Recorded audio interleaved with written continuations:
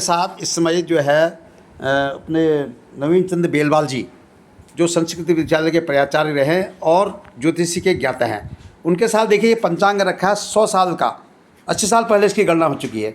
और विनोद कुमार जोशी जी और रामदेव जी का पंचांग लेके चले हैं। तो मैं सबसे पहले बेलवाल जी से कहना चाहूँगा, बेलवाल जी ये जो पंचांग है 6 साल पहले छप गया है, इसमें इस साल दिवाली कब बताई गई है? सर इसमें जो है ये जो वर्तमान में सी चल रही है 21 अक्टूबर मंगलवार की शाम को इसमें महालक्ष्मी का पर्व दिखाया गया है। जी जी जी। और जो कि यहाँ के स्थानीय पंचांगों से तारा प्रसाद दिव्य पंचांग जो रामनगर से प्रकाशित होता है उससे, कुमाऊँ का प्रसिद्ध पंचांग गणेश मार्तंड ये रामदत्त जोशी जी का पंचांग जी जी, और कुमाऊँ गढ़वाल का सिद्धिदात्री पंचांग जी और वाणीभूषण पंचांग, ये चारों इनसे मेल खाता है। और शताब्दी पंचांग में भी 21 अक्टूबर मंगलवार को ही महालक्ष्मी पूजा दिखाई गई है, जो कि आज से 80 वर्ष पूर्व की गणना की हुई है। गणना की है। ये पूरा 80 साल से पूरा 80 साल का पूरा रिकॉर्ड है इसमें ना, इस पंचांग के अंदर। रिकॉर्ड तो 100 वर्ष का है जी, 100 वर्ष का। जी जी जी जी, शताब्दी है तो उसके अंदर 100 वर्ष का। जी जी। देखिए हमारे साथ नवीन चंद्र बेलवाल जी हैं जो जिनके पास 100 साल पुराना पंचांग है, इतनी मोटे ग्रंथ इनके पास है, पूरा दिखा है। तो हमने जो दुविधा हो रही लोगों की, हमने पूछा कि भाई इस साल दिवाली कब है। हमारे पास विनोद कुमार जोशी जी भी हैं, वो रामदंश का पंचांग उनके पास है और उनने भी गणना की, उनने भी 21 तारीख को बताई। ये दोनों महान भावों ने हमें बताया कि पहले ये जो कुमाऊँ का था ये केंद्र बिंदु हमारा अल्मोड़ा था, अल्मोड़ा से के सूर्योदय के आधार पर ये पंचांगों का निर्माण हुआ होगा। और इन्होंने हमें ये भी बताया कि हमेशा गंगा गोमुख से बह के गंगा सागर की तरफ जाती है, इसलिए हमारी संस्कृति भी उधर को बहती है, उधर से उधर नहीं आती है। अब कुछ लोग नीचे से ऊपर को अपनी संस्कृति थोपना चाहते हैं, इससे पहाड़ में विषमता आ रही है। जैसे गणेश का विसर्जन, यहाँ पंडित जी गणेश का विसर्जन होना चाहिए नहीं?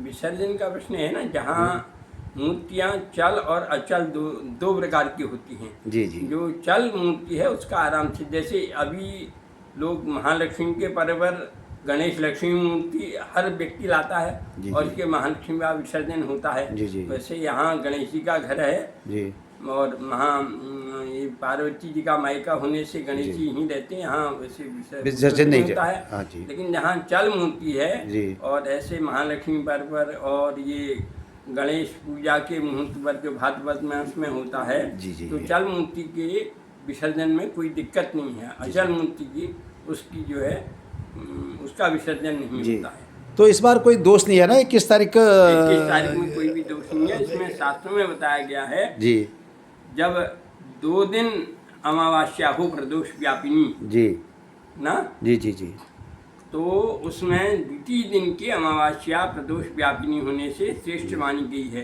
क्योंकि उसके बाद जो कार्तिक शुक्ल पक्ष की प्रतिपदा आती है जी जी जी, वो भी वृद्धिगामी है। जी जी जी। तो शास्त्रों में निर्णय किया गया है यदि द्वितीय दिन भी प्रदोष के बाद 1 घड़ी से अधिक, सूर्य अस्त के बाद 1 घड़ी से अधिक अमावस्या हो और उसके बाद प्रतिपदा तिथि वृद्धि कामिनी हो, तो द्वितीय दिन की अमावस्या महालक्ष्मी पर्व मनाने के लिए श्रेष्ठ बताई गई। विनोद जी आप बताइए, आप क्या कहना चाह रहे थे, बताओ।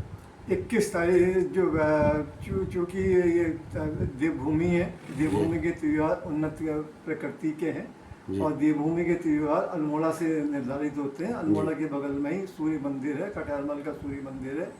भारत देवभूमि की गणना में एक अंश का भी गलती नहीं होती है। जी जी। इसलिए हमारे पंचांग में जो लिखा हुआ है उस पंचांग के आधार पर त्योहारों को मनाना चाहिए, जी जी जी, पर्वों को मनाना चाहिए, जो कि खगोली गणना पर आधारित होते हैं। जी जी। किसी राजा के विशेष का उत्सव नहीं होता है। जी जी। ये खगोल का उत्सव होता है, खगोली उत्सव होता है। जी जी। खगोली घटना पर आधारित उत्सव होता है। जी जी। मतलब 21 तारीख को अक्टूबर को दिवाली का पर्व है यहाँ पर। पंचांग में अगर 21 तारीख लिखा हुआ है, जो अल्मोड़ा से जो निकलने वाले पंचांग में अगर 21 तारीख लिखा हुआ है, वो देवभूमि का पंचांग है, उसके अनुसार 21 तारीख को ही पर्व मनना चाहिए। जी जी।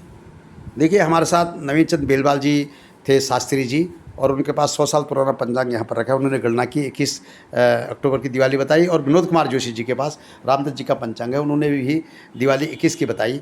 उनका मानना है कि संस्कृति का बहाव उत्तराखंड से मैदान की तरफ होता है, जैसे नदी का बहाव होता है वैसे संस्कृति का बहाव भी होता है। अब उल्टी अगर गंगा बहेगी तो ये समझ में नहीं आता हमारे इसलिए जैसे बनारस या वो ये बनारस का भी पंचांग है उसमें 21 तारीख को बताइए। इसलिए प्रति लोगों को संचय में नहीं रहना चाहिए, अपनी संस्कृति पर रहना चाहिए और इन विद्वानों के बताए हुए रास्ते पर 21 तारीख को ही दिवाली का त्यौहार बनना चाहिए। क्यों बिलवाल साहब? हाँ, ये इसमें देखिए ना, शास्त्रों में बताया गया है जी दिनद्वय सत्वे